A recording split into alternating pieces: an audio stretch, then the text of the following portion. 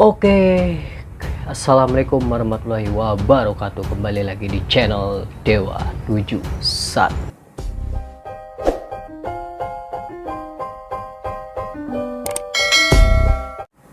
Ya, alhamdulillah kita berjumpa kembali. Mudah-mudahan kalian masih diberi kesehatan dan saya pun masih diberi kesehatan. Dan terima kasih banyak yang sudah mensubscribe channel Dewa 71, dan yang baru datang di channel ini jangan lupa di subscribe. Baik, di reaction kali ini saya akan mereaction video dari Faktau Channel yang berjudul 10 fakta unik tentang Malaysia, dan rakyatnya sendiri pun tidak tahu faktanya seperti apa. Oke, jangan lama-lama, kita lanjut saja videonya. Let's go. Terima kasih kepada mereka yang berikan cadangan untuk video kali ini. Pada mereka yang lain yang nak berikan cadangan, sangatlah diadu-adukan. Komen saja dekat bawah. Faktau Channel ya. Jangan lupa di subscribe channel. Oke. Jadi ini menceritakan 10 fakta unik ya yang dimiliki oleh Malaysia, tentang Malaysia, dan rakyatnya sendiri pun tidak tahu. Oke, coba kita simak saja.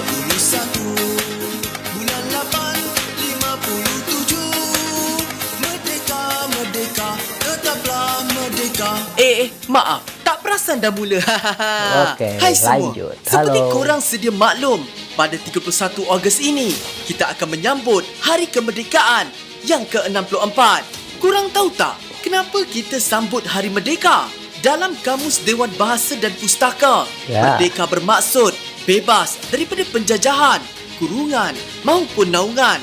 Jadi Hari Kemerdekaan disambut sepenuh untuk mengenang dan menghargai pengorbanan tokoh-tokoh yang telah berjasa dalam mempertahankan negara kita dari penjajah. Keseruannya seperti apa nih? 10 Oleh itu, faktanya apa dalam video aja kali sih ini, sebenarnya? sepenuh untuk menghayati Hari Kemerdekaan ini, Faktau dengan bangga ingin menyenaraikan fakta tentang keunikan Malaysia yang mungkin ramai tak tahu. Dah sedia? Jom bersama Faktau kita angkat tangan dan kibarkan jalur gemilang.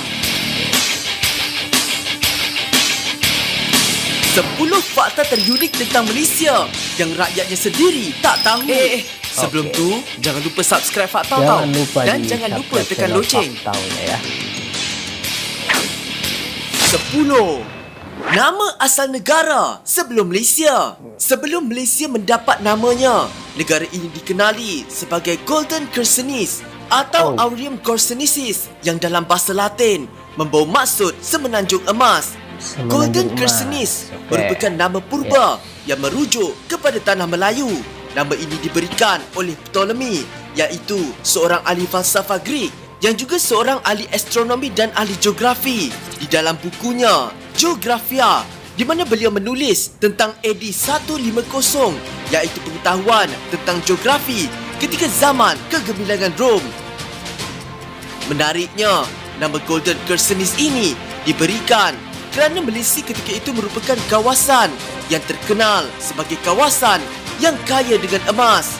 Terdapat banyak tulisan sejarah yang menceritakan tentang Malaysia kerana kedudukannya yang strategik dan hasil bumi yang mewah seperti hasil hutan, biji timah dan emas. Ternyata Malaysia pun gak kalah dengan Indonesia. 9. Roundabout terbesar di dunia.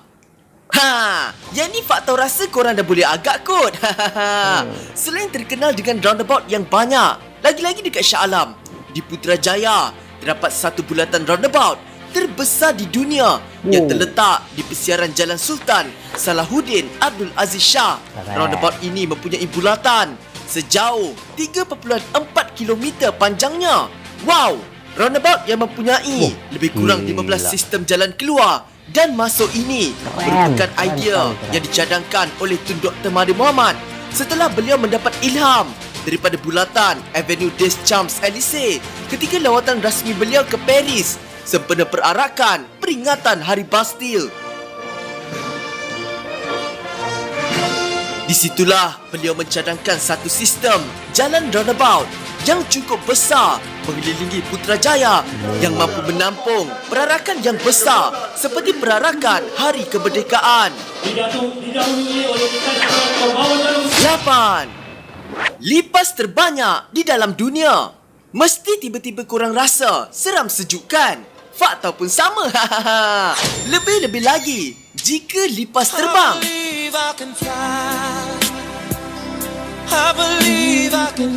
Fakta menarik, lipas merupakan sejenis serangga yang mampu hidup lama dan bertahan akibat serangan nuklear. Korang tahu tak, di Malaysia terdapat satu kawasan yang terdapat berpuluh juta lipas dari pelbagai spesies.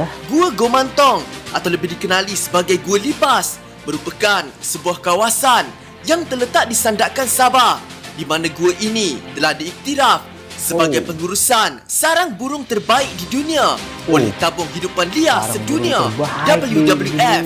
Gua yang terkenal dengan populasi burung layang-layang, kelawar, pepijat dan ular ini secara tidak langsung telah memberikan ekosistem yang paling sesuai dengan lipas disebabkan persekitarannya yang lembap serta dipenuhi longgokan najis kelawar. Ada sesiapa antara korang berani nak masuk tak? Fakta awal-awal dah surrender. 7. Asal usul nama Proton Saga.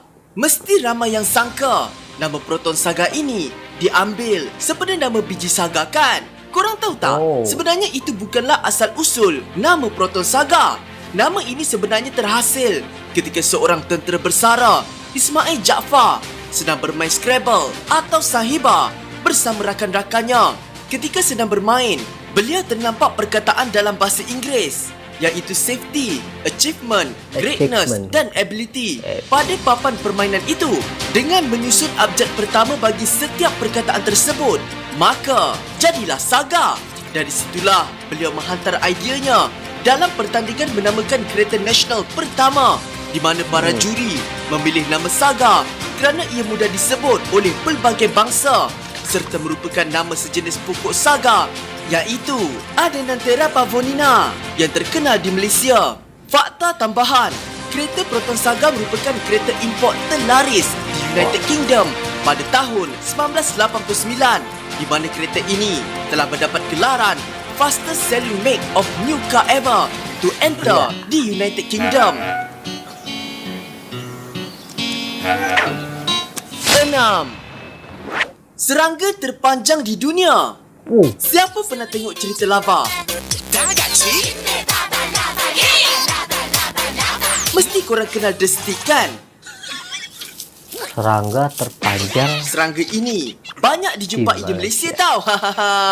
Kalau korang nak tahu, pada tahun 2008, seorang pakar pengkaji serangga telah menemui sejenis serangga yang berbentuk seperti ranting di Sabah. Apa yang menariknya, Chan Megastick atau nama saintifiknya Pobethicus chani, iaitu serangga terpanjang di dunia ini, dinamakan sepada nama Datuk Chan Chiu Lun, iaitu seorang pengkaji alam semula jadi di Malaysia. Serangga yang hanya hidup di kanopi rimba ini hanya mempunyai 6 spesimen yang ditemui setakat ini. Malah maklumat biologi spesies ini juga masih lagi kabur. Pada tahun 2010, BBC telah meletakkan penemuan serangga ini sebagai salah satu daripada 10 penemuan terkini dalam dokumentari Decade of Discovery. Salah satu daripada spesies ini telah dipamerkan di Natural History Museum di London yang berukuran 567mm. Wow, keren.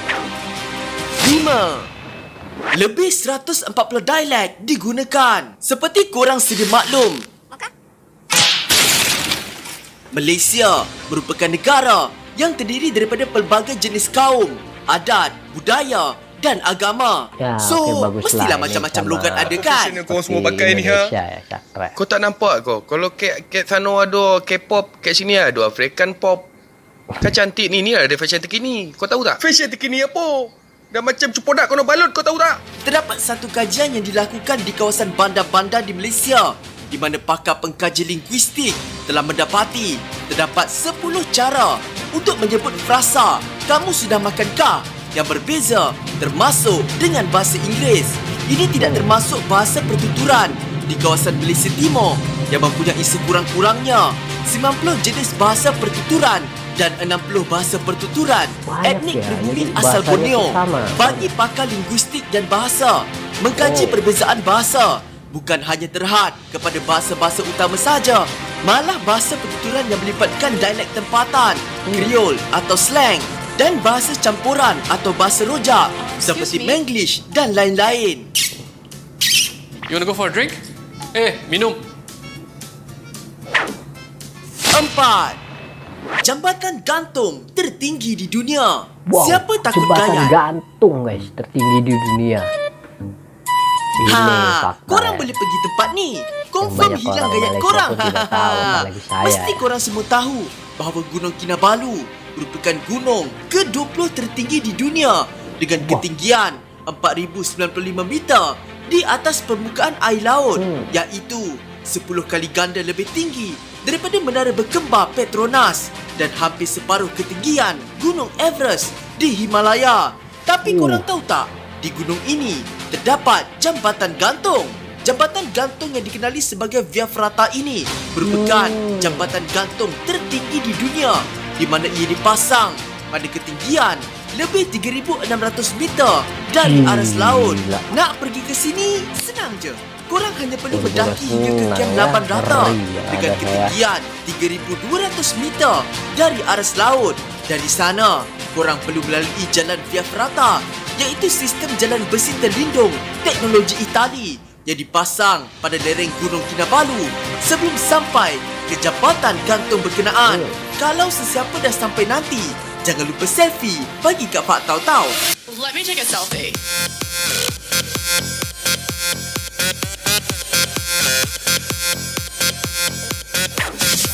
Tiga. Stesen kereta api Kuala Lumpur. Bagi Fak tahu, ini merupakan Ni antara di fakta Kuala yang Lumpur paling ibu menarik kotanya. dalam video kali ini. Ini kerana negara kita terletak di garisan khatulistiwa dan merupakan negara yang mempunyai iklim tropika. Maksudnya, negara kita takkan ada musim salji. Tapi korang tahu tak, stesen kereta api Kuala Lumpur dibina untuk menahan kesejukan musim salji sehingga ke tahap kedalaman salji setebal 2 kaki. Pelik kan? Ini kerana arkitek bangunan berkenaan yang bernama Arthur Benison Habak yang juga merupakan bekas Brigadier General British di zaman Perang Dunia Pertama terpaksa mengikut peraturan pembinaan yang telah ditetapkan oleh pihak berkuasa British yang menggunakan piawaian pembinaan British Standard.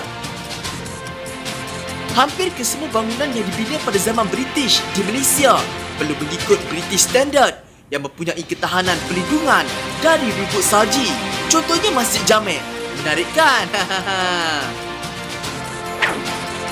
2. Ibu Kota Kilat. Ibu kota. Ibu kota kilat merupakan ibu kota atau ibu negara yang sering menerima panahan kilat atau petir. Di Malaysia, Kuala Lumpur merupakan bandar yang menerima panahan petir yang terbanyak di dunia. Dianggarkan dalam setahun terdapat lebih Jadi 200 penangkap hari petirnya banyak. ribut petir yang berlaku di Kuala Lumpur berbanding hanya 20 hari ribut petir dalam setahun di London dan hanya 10 hari di New York. Ini disebabkan Kuala Lumpur terletak betul-betul berhampiran dengan garisan khatulistiwa di mana kekerapan pembentukan awan ribut petir sering berlaku. Semasa pembinaan menara berkembar Petronas, risiko panahan petir turut diambil kira dalam seni reka binaan mereka di mana terdapat rangkaian saluran logam hingga ke tanah dipasang dengan pengalir khusus untuk mengalirkan arus kilat ke dalam sistem pembumian. 1. Ini yang terakhir. Asal usul lagu Negaraku. Lagu Negaraku merupakan lagu kebangsaan yang sering kita nyanyikan.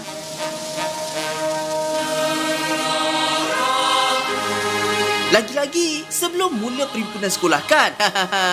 Tapi korang tahu tak asal usul sebenar lagu ni? Pada tahun 1956, setiap negeri sudah pun mempunyai lagu tersendiri, tapi betul. bukan lagu kebangsaan. Oleh itu, Tunku Abdul Rahman, iaitu Ketua Menteri pada waktu itu, telah membuat keputusan untuk mengadakan pertandingan mencipta lagu kebangsaan sebelum merdeka. Sebanyak 514 buah lagu telah diterima dari seluruh dunia, termasuk penggubah lagu bertaraf antarabangsa seperti Benjamin Britten mengubah lagu Benjamin berbarisan Britten. Ya, saya untuk pernah Ratu dengar. Elizabeth II, Sir William Walton mengubah opera Amerika, Giancarlo Menotti dan Zubir Said, namun tidak ada satu pun yang diterima. Akhirnya, pihak jawatan kuasa membuat keputusan untuk mendengar semula lagu kebesaran negeri sedia ada dan lagu negeri Perak telah dipilih. Mesti ramai yang ingat rentak lagu negaraku.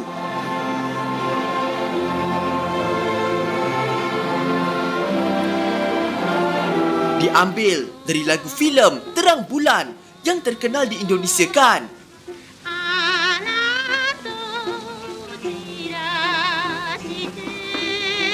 Tapi sebenarnya rentaknya diambil dari lagu Perak yang diberi nama Allah Lanjutkan Usia Sultan.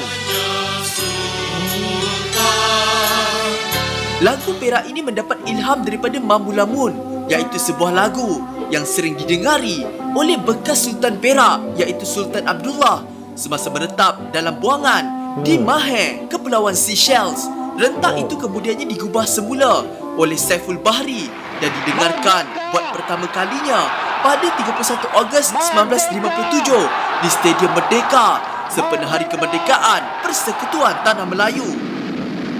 Tibalah saat yang bersejarah.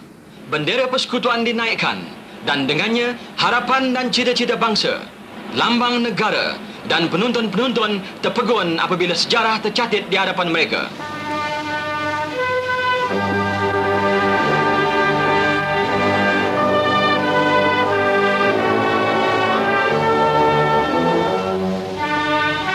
Habis sudah untuk video kali ini.